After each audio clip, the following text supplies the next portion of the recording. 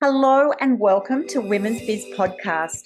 I'm Annie Gibbins, founder and CEO of Women's Biz Global, and I invite you to get comfortable and listen in on candid conversations I have with fascinating women from around the globe. Business leaders, entrepreneurs, humanitarians, athletes, and a whole lot of regular people. Tune in as they let their guard down and open up on aspects of their business and life journey, how they measure success, and what they have learned along the way. These conversations aim to inspire you to embrace opportunities and possibilities beyond the limits of your imagination. Reclaim your power, strength, and vulnerability. Stand in your truth and propel yourself towards the life you dream to live. Hello, everyone. Welcome to Women's Biz Podcast. Always a favorite part of the week for me. I'm so delighted to be introducing you to an awesome lady today. Her name is Virginia Lacayo. She's got a Ph.D. She's a catalyst for leadership and social change and a massive co-founder, we'll call her. She steers business leaders towards systemic transformation. We're going to be talking about that. She's drawing from her expertise in mindset coaching, communication, complexity science, systemic leadership. Beyond the boardrooms, she also mentors Latin American women activists and champions social justice through her podcast, which is called Indomable, and leadership through FCAM. So we are going to talk about her whole global journey from academia to successful TV production and how she helps others have impactful change. So welcome to the program, Virginia.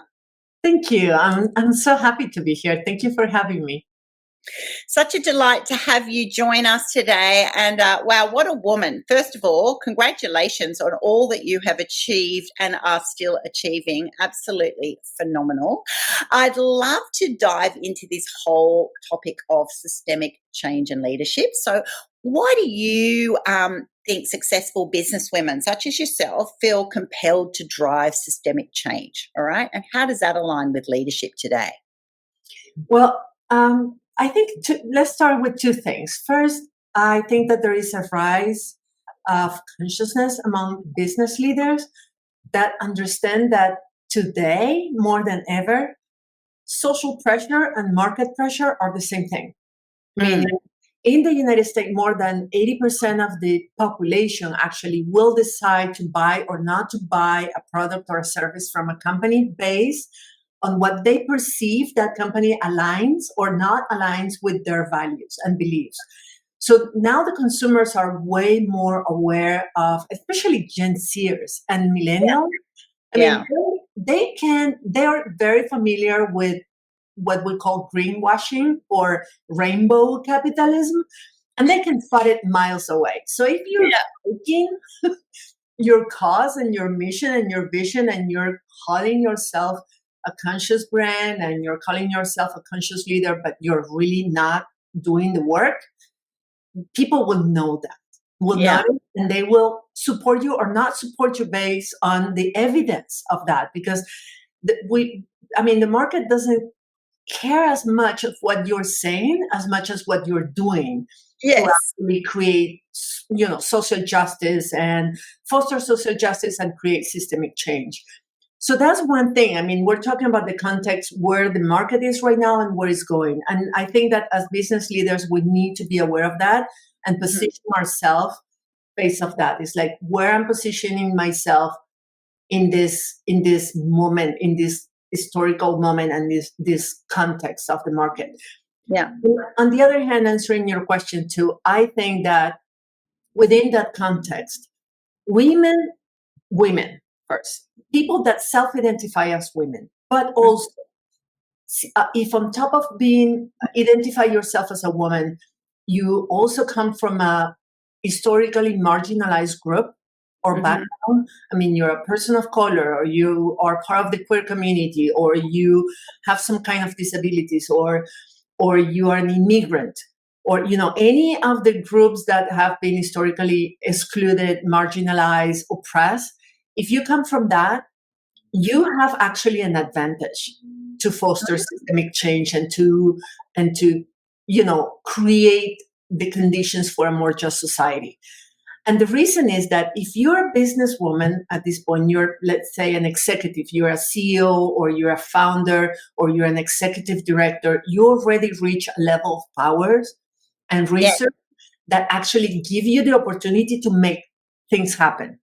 And you add that, the consciousness that comes from being a person that experienced in their life, in their stories, oppression and discrimination in the past, you're perfectly positioned to lead systemic change, to lead change. And when I talk about systemic changes, is not superficial change. It's not about, I'm going to create a DEI program. I'm going to, raise or close the gap of wages between women and men. That's important, but that's not enough.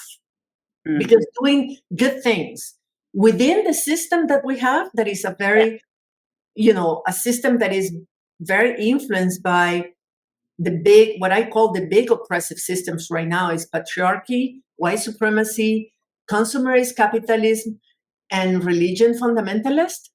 So within that system, you can do some good, but you're not changing the system unless that you're changing the system, And at this point, what we really need is to change the damn system instead of trying to compensate and keep, patching things. It's like, let's see the system as it is and let's transform it from within and from the roots.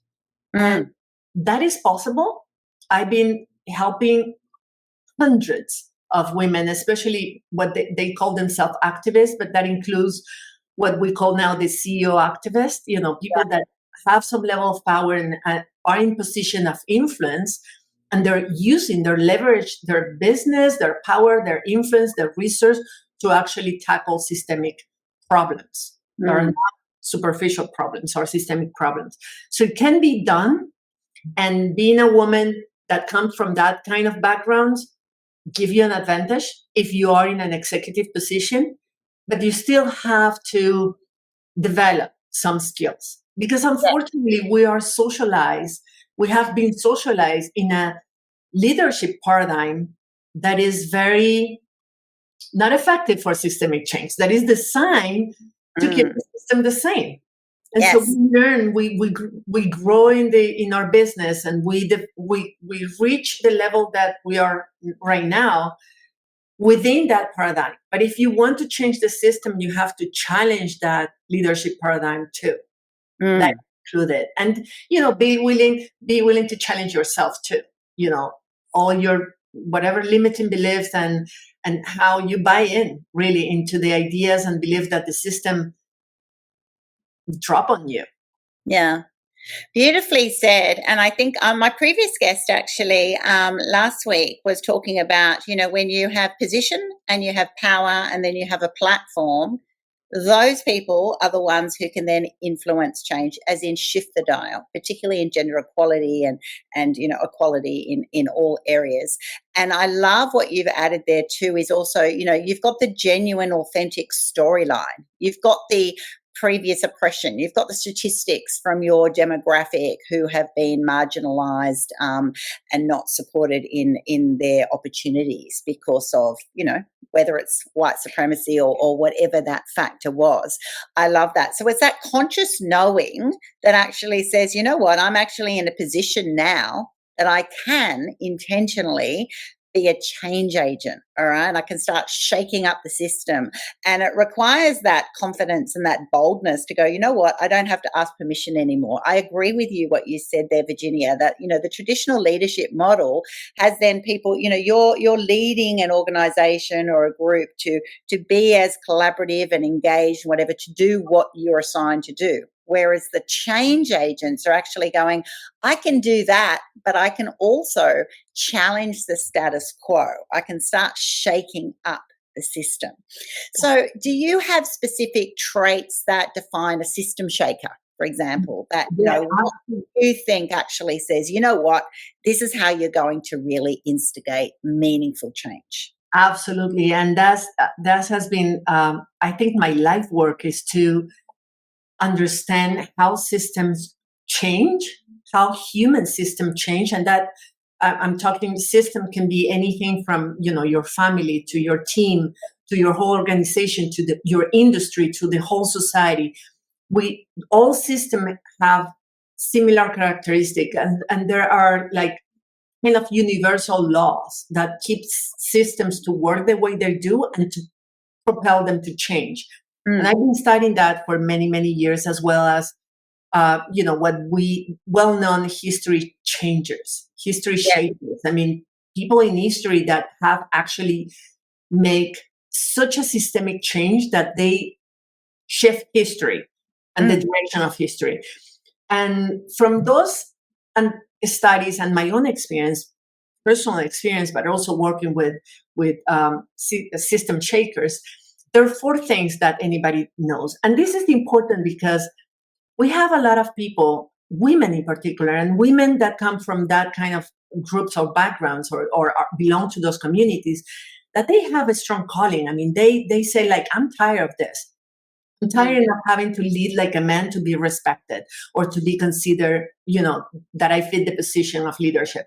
I'm tired of people telling me that doesn't work like that here, or that's never going to work, or, like you're too soft, or, you're too feminine. And I'm tired of all that. And I'm tired of seeing the oppressions that I grew up experiencing, seeing them being reproduced in subtle and even not so subtle ways in the system that I'm leading, when now I'm in the position that I can do something about it. The problem is that many of them are well-intended. They have like the passion and the drive, but they don't know how to go about it, and the tendency is like, I get angry, I get frustrated, I start using the same leadership styles that got me here and that got us here to change it. And you cannot use the same, it's like Einstein saying, you cannot use the same mindset to solve a problem. You cannot use the same mindset that created the problem in the first place. But we don't know better, because nobody teaches a different way of leading. And nobody teaches a way of leading a system, a complex system. We lead organization as if they were machines, like, okay, if I understand the parts, if I have all the information, bring me more data, I have to plan better, more in detail, give better instructions, be more commanding, more directive, so people do exactly what I want them to do, so things are different. It never works. It never works. But we don't know better. We don't know what is the alternative. So the traits, what it takes to actually change the system, are 4 things. And these are important, because if you're brave enough to say, like, I'm going to shake this system from the core, and you fight the system will always fight back. And you need to be ready for that, because I've seen thousands, and I work with social movement all over the world, and I've seen thousands of leaders, well-intended, passionate, driven, and all that get literally crushed by the system because they're not prepared for it. So you need 4 things. You need a strong calling, and that's, you cannot make it up. You cannot say, like, borrow it from someone, saying, like, who is so-and-so doing, and I'm going to do the same because apparently it's been successful, like, it has to come from you. And that's why I say women that come from those marginalized backgrounds, we already have that calling. There. So a strong calling is important. It's absolutely essential, and is the beginning, because you have to be so passionate, so committed to you with your mission and your purpose, that you have to be willing to do whatever it takes by the system for it. If you're not convinced, it's gonna be very persuasive. Yeah, and you're gonna drop it, anytime. You don't have that fire. You can have a quick spurt and you can do some change, but eventually you'll get challenged, or it's too hard, or whatever. You don't have that ongoing fire. Exactly, and you're gonna be like, forget it. I'm not made for this, and it's not necessarily true. It's just like you didn't have that level of commitment to figure it out. Because you can, but it's gonna require some work. So that's the first one. Nobody can give you that. The other 3, yes, we can help you with that. But the second one is a strong brand and a strong brand and a strong message. And this is what your guest from last week was saying, that you have the influence, you have the platform, you have the resource, you get known outside for being the face of this mission that you have, this vision of change that you have. And your message is so strong and so compelling that people can quickly say, I agree with that, identify with that, I'm going to join you. That is not the same thing as I'm going to follow you on Instagram. No, it's I'm going to join you in your cause because your message talks to me directly. And so you need a strong brand and a strong message to have, because you cannot change the world by yourself or the system by yourself. You need a movement. You need a community. You need a tribe. And they need to find you. So that's how you use it.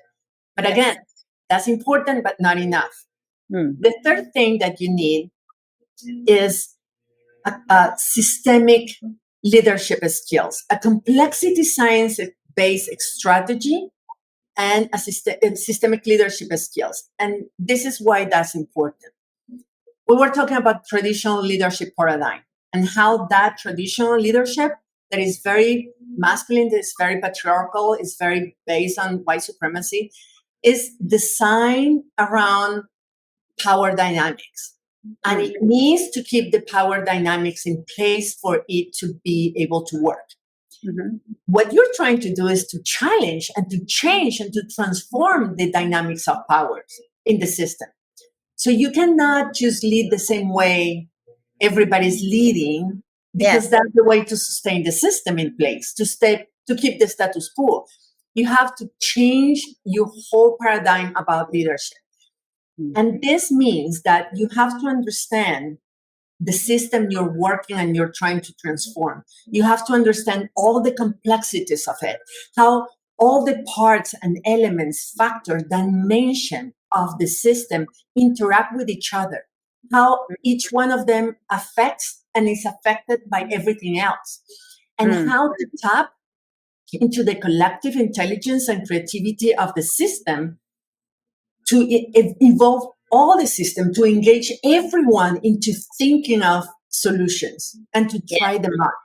So your role as a leader, if you see, goes from I'm the one in charge, I have all the answers, I'm going to tell you what to do, I'm going to tell you how to do it, I'm going to convince you or persuade you to follow me, to believe in me, to become a leader that is a facilitator of systemic change, a leader that their main mission is to create the conditions for the whole system to work on changing itself, to create the conditions for diversity, for innovation, for creativity, for collaboration, to remove obstacles from innovation and to stay out of the way.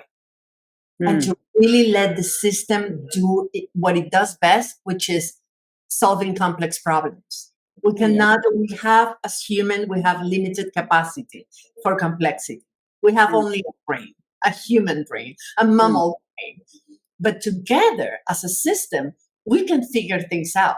So the role of the leader is not to have the best answers, it's actually to ask the best questions, is to provoke the system into thinking, how can I evolve? How can I change into something else? So that's something that you can learn to understand, to develop a complexity-based strategy for change, and to develop the leadership skills that a systemic leader has to lead a system. Not a thing, not a machine, not a company, but a system. And the fourth requirement, this is also challenging and also can be learned, is to develop what I call an Indomable mindset. Indomable is a Spanish word that loosely translates to impossible to domesticate.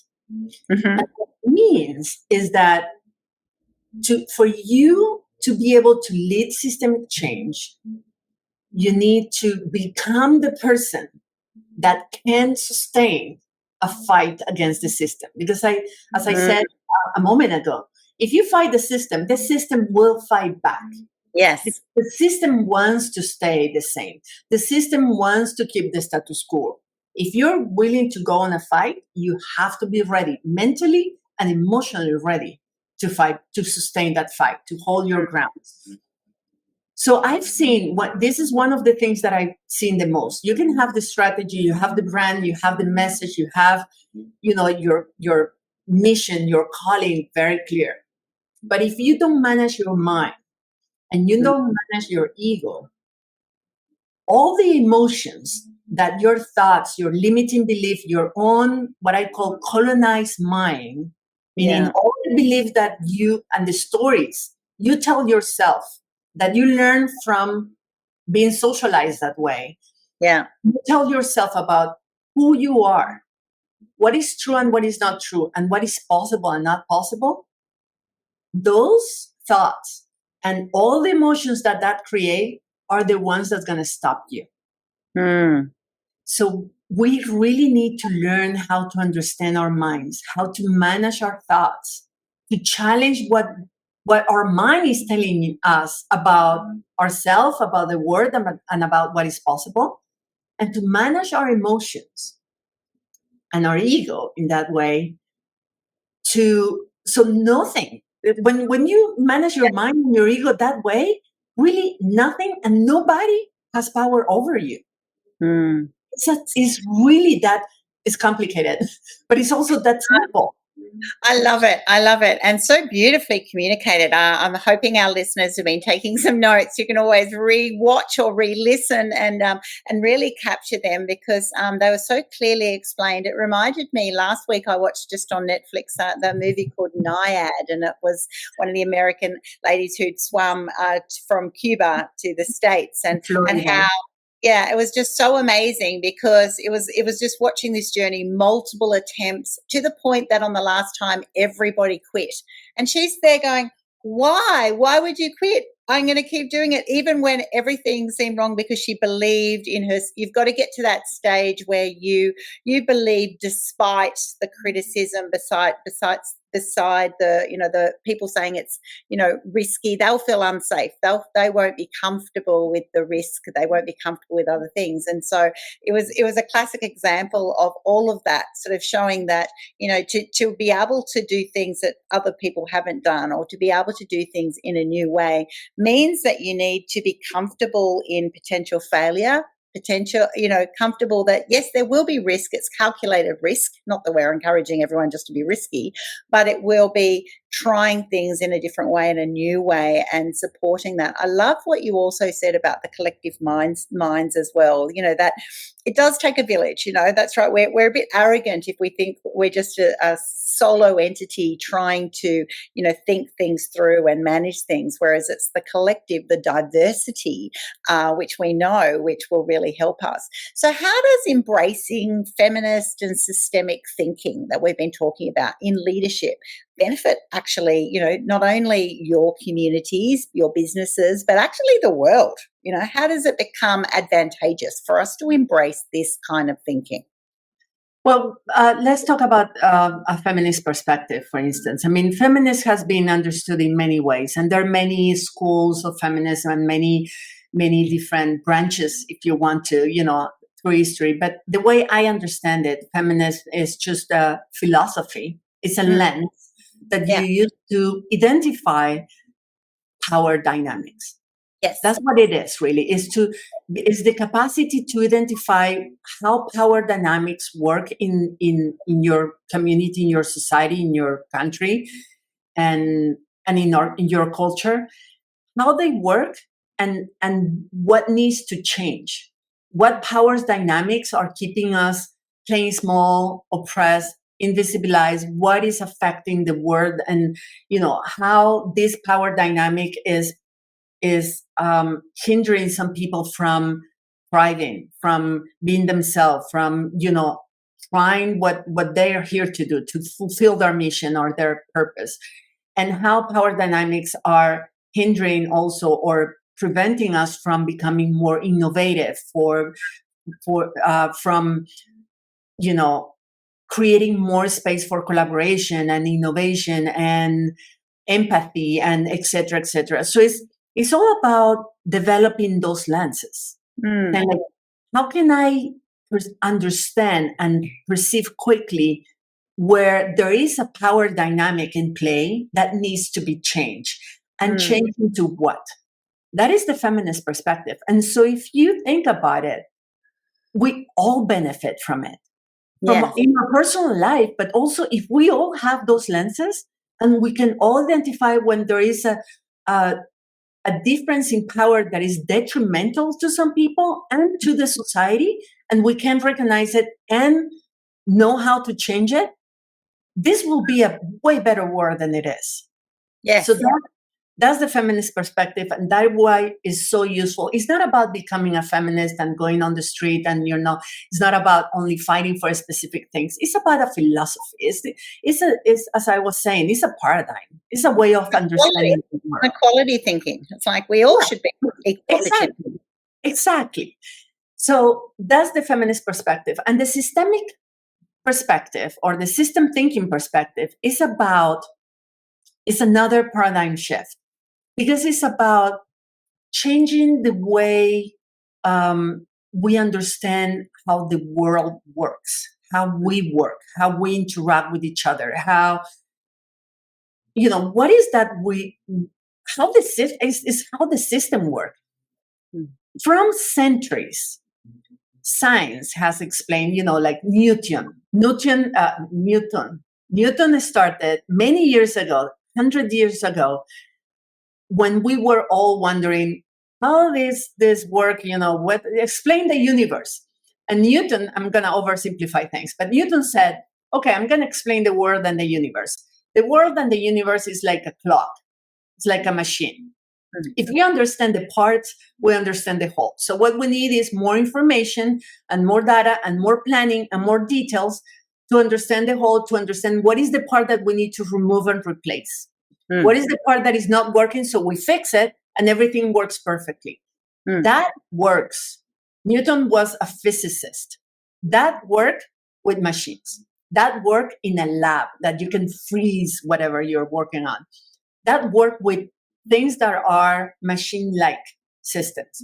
But humans, like forest, like the ecology, like the climate change, like the stock market, for instance, are totally unpredictable and uncontrollable. We can only aspire to understand how we work and function, but we cannot be controlled or predicted. That Newtonian paradigm of the world, that was the one that informed management and leadership styles and paradigms, are informed by that. By a science that is linear, that is like, if you do A, then B, and then C will happen, and then we end up with D. And in life, it never happens that way.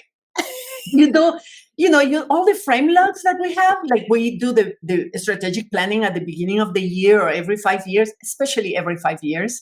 And people say like, well, in 5 years, we're going to do this, and then this is going to happen, and this is going to happen, and then we're going to end up here. But then COVID happened, and then, the market changed, and then we have Gen Zers, and then it's just a guide. It's a guide that needs to be constantly reassessed and modified, because that's right. Those people who have a 20-year plan or something, it's like, well, that's a guide, but it should be updated every year. If you're not assessing and monitoring and responding to change, then you're stuck. I agree with you. You're stuck in this fixed model.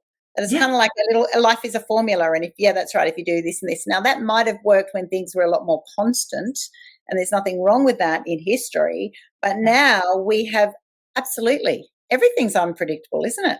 Exactly. But look at the irony, because we can understand that at the deep level. If we listen to our intuition, we know that that's true. But our brain, human brain, totally normal, needs prediction and needs certainty, right? I mean, we want to be certain about things. And we think, and we are being taught to believe that if we collect a lot of information and we plan carefully, we can predict and control the future, and we can predict and control everybody else. That's not true. We know it's not true, but we still work with that paradigm. Well, you want it. Yeah, that's right. You crave it. Most people crave safety and security. And that we comes fool with ourselves. Yes. We lie ourselves thinking that because I want it, then this is the way to do it and I'm going to get it. And the irony is that if I ask you, let's say you're pregnant, and I ask you to say like, okay, can you please give me a detailed plan on how you're going to guarantee the success that you're going to raise a person that is going to be a great citizen and he will never get in trouble? You will be like, are you kidding me? I don't even know the sex of this baby, let alone know what's going to happen with his life or, or her life in the future. We don't do that with kids, with humans, but we think that we can do it with a collective, that we can do it with a company, a business, a society, a country. It's like, yeah, I'm going to plan for the next 20 years and let you know exactly how I'm going to get there. That's totally, it's really insane when you think about it. But that's the way we work, and that's the way we've been taught that that's what leadership is about. It's about planning, predicting, and controlling the result. Systemic leadership, or system thinking, the system thinking paradigm to leadership is not about predicting and controlling, it's about understanding.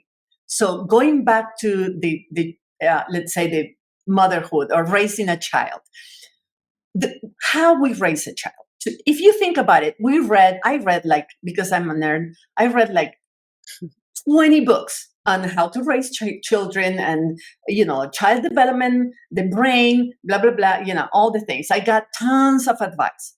None of them work because my child decided to be unique, like every single child in the world. Yeah. And all my ideas, I'm going to do this and this and that, change in a blink. He turned 3 months old and he threw away all my books. And I'm like, all right, now I'm in the wild now. This is improvising. But this is the way you raise a child, actually. You try, you develop new strategies, and you see. Does it work? It doesn't work. If it works, you keep doing it until they change the questions and you have to come up with new answers. If it doesn't work, you stop doing that and you try something else. And so raising a child is like changing the system in some way, because you're shaping a system that is a child, a human. You're influencing the system that is your child. It's not in your control. That system that is the child also has the influence of the school, the religious community, the other family members, the kids, the neighborhood, whatever. So you're just one factor. You're the leader, and you can influence the direction that child is taking, but you cannot control it and predict it. So the best way for you to go is by observing, understanding how systems change, understanding what all the parts that are involved, what else is influencing that child, and then doing your best in trying new strategies and giving yourself room and self-compassion to say, like, I don't know exactly what I'm doing. I have a good idea of where I want to go. And so we're going to go together and see what works and what doesn't work. Now I'm going to adjust to your changes. It's not the other way around. I'm adjust to your changes. And I, as the leader, adjust to the changes in my system and try new things and experiment. I give room and also listen to my child. Is what works for you. How it works for you if we want to accomplish this and we need to do it together, what will be the best way for this to work for both of us? It's very participatory in many ways. That's the most successful experience so far, at least. It's very highly participatory. It's engaging everyone in a shared vision. And then give room for experimentation and for adjusting and for adaptation and for going. You have to grow and you have to change with the system that you're trying to change at the same time. Like we grow as mothers with our children. As they grow, we also grow. We have to. We have no option. It's the same thing as a leader. So a systemic perspective is to understand how systems work, how they change, what are the general laws that help the system to change their direction, and then what is the best strategies for me as a leader to influence that direction? So it goes in a way in the direction of, more just, included, inclusive, fair society, for instance. I want to push it in that direction. But then the details, they're up to the system, and you have to work with it, not on it only, but with it. Oh my goodness, I could listen to you all day, and so could our listeners. Just so much information. I love that. It's not just rinse and repeat. It's adapting. It's being immersed in that environment and really exploring. I love that. I'm thinking I've raised 5 children, and that's it. A lot of people, when I said, you've got a formula, I'm like going, oh my gosh, like so many. It wasn't the same. Like there's constants in your family, in your culture, in your values, and things that are just the same. But other times they're very different individuals, and so what would work for one doesn't work for another, and you have to be able to adapt and modify. Otherwise, you just get frustrated. I also love what you finished there with saying that, we need to bend as well. We need to learn. I've grown so much in the breadth of, how I can understand different behaviors, and because of the way other people think, the way that other people respond to things, it's actually extended me. If I stayed in, well, that's just the way I think and that's the way I behave, I would have been very limited. I'd love to finish off by you sharing a little bit more about your, and I'll have to pronounce it properly, Indomable mindset.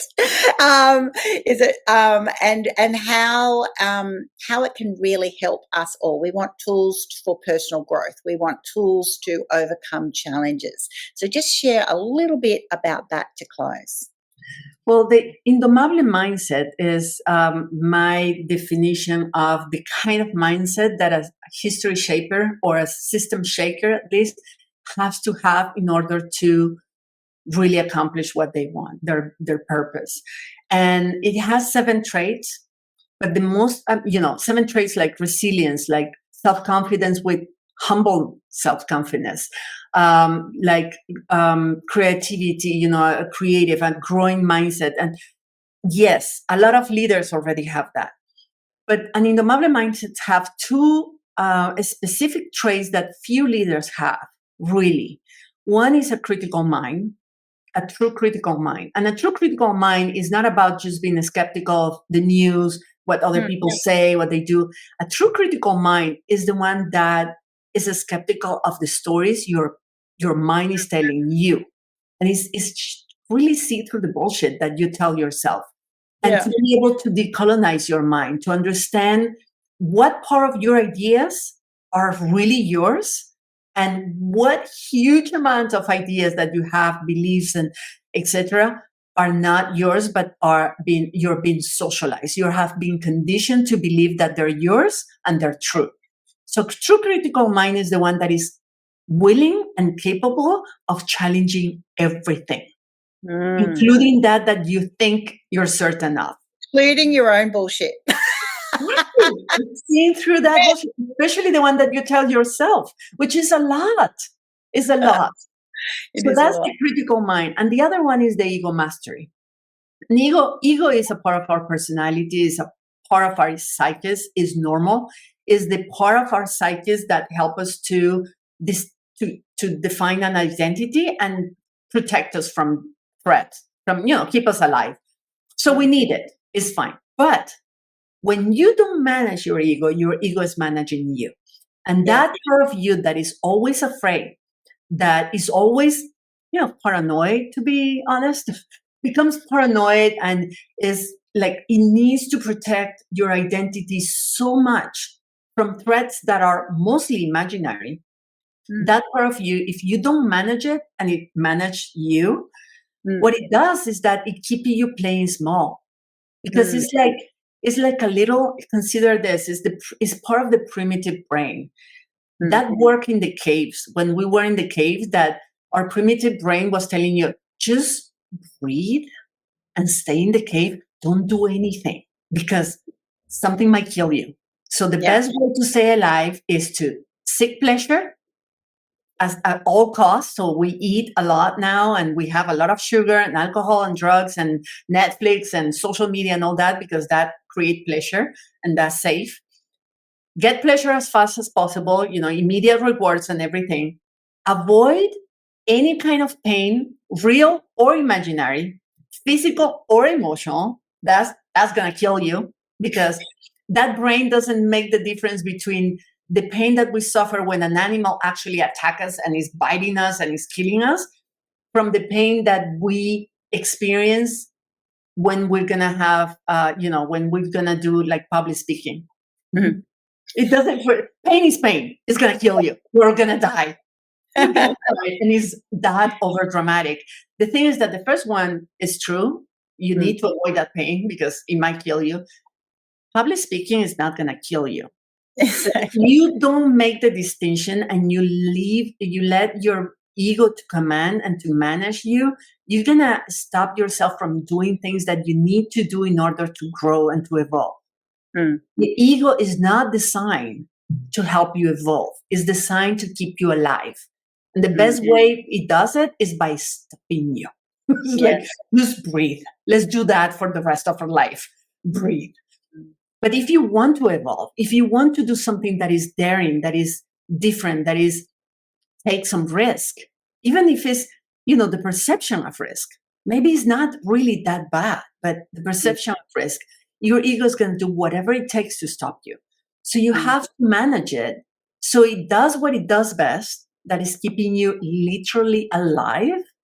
And then when you're with your prefrontal cortex, meaning your, rational brain, with your adult brain, with your mature brain, you make the decisions as an adult of what you want to do, in spite of those emotions, in spite of those fears, what is the right decision. So managing your ego helps you to do the right thing under pressure, the right thing for yourself, for your company or your business or your organization, and for society, even under pressure. That is when the ego gets crazy. And that is those two traits that you can learn, and is part of the things that I coach my clients to do, is to develop that Indomable mindset. Those two traits are really the key to make sure that nothing and nobody has real power over you, and you are in control of your thoughts, your emotions, and your behavior, and therefore your results. So they're absolutely essential. Yeah. Oh, so much wisdom shared today. Thank you so much, Virginia. It's just been one of the best interviews I've had. Like, seriously, I'm just going to share that and put that out there. Just been so fascinating. I just think on every element, I can imagine our listeners now imagining different situations. I've had those situations, even raising kids. You want them to approve of you. You want them to love it. And sometimes you want to rescue them because your ego says, oh, you need me, gives you self-worth. I almost feel like, tattoo my name on your head, mum's the best, whereas you get to those moments that you go, I'm going to have to let you struggle at this time because you need to learn these things, and I have to be okay with that.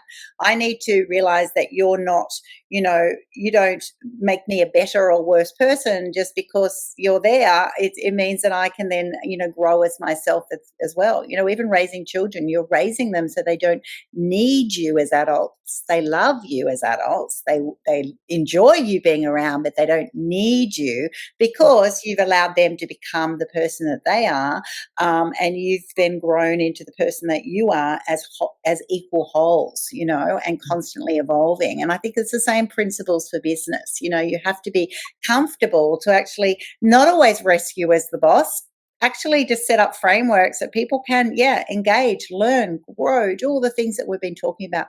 So much information. I want our listeners to add in your comments in the chat. We would love to get back to you. Nothing is too crazy. Just pop it in wherever you are, if you're on one of our audio platforms, or if you're on YouTube or LinkedIn Live, wherever you're watching or listening to this episode. Engage with us. That's what it's all about. We would love to get in contact with you if you've got a question, if we can help you in any way. Thank you so much, Virginia Lacayo, for being on the program today. And thank you to our listeners for joining us. We look forward to sharing with you again in our next episode. Thanks, Virginia. Thank you.